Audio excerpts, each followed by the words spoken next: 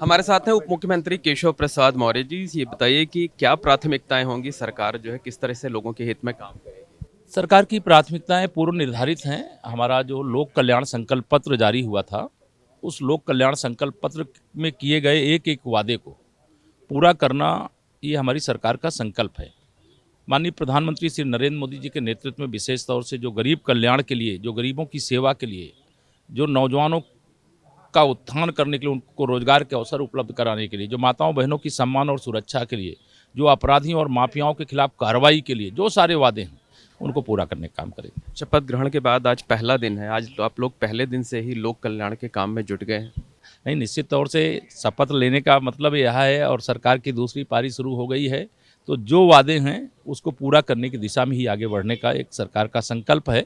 और उस संकल्प के क्रम में कल तो परिचय की बैठक थी, आज फिर मंत्रिपरिषद की बैठक है, और जो बैठक में निर्णय होंगे उससे आपको बैठक के बाद अवगत कराएंगे। ये बताइए कि जिस तरह से लोगों की उम्मीदें बहुत ज़्यादा हैं, लोगों ने जिस तरीके से बहुमत दिया जो है, उससे क्या लगता है कि कितनी बड़ी चुनौती होगी, जिम्मेदारी की। जो प्रदेश की जनता ने हमारे कार्यकर्ताओं के माध्यम से अपना भरोसा जताने का काम किया है, हम भरोसा कभी टूटने नहीं देंगे।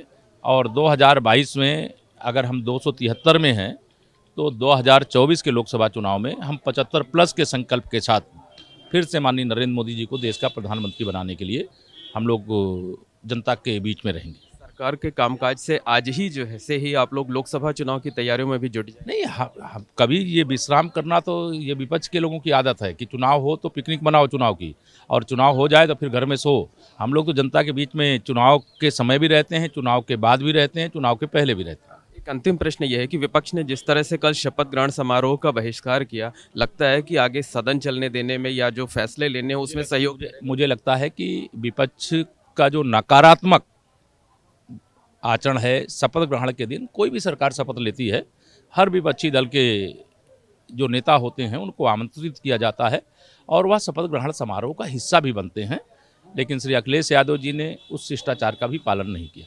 ये थे केशव प्रसाद मौर्य, जो कि ये बता रहे थे कि सरकार आज से ही लोक कल्याणकारी कामों में जुट गई है। और इतना ही नहीं, जो अगला लोकसभा चुनाव होना है साल 2024 में, उसके लिए भी आज से ही कवायद शुरू कर दी गई है। कैमरामैन रोहित श्रीवास्तव के साथ मोहम्मद मोइन, एबीपी गंगा, लखनऊ।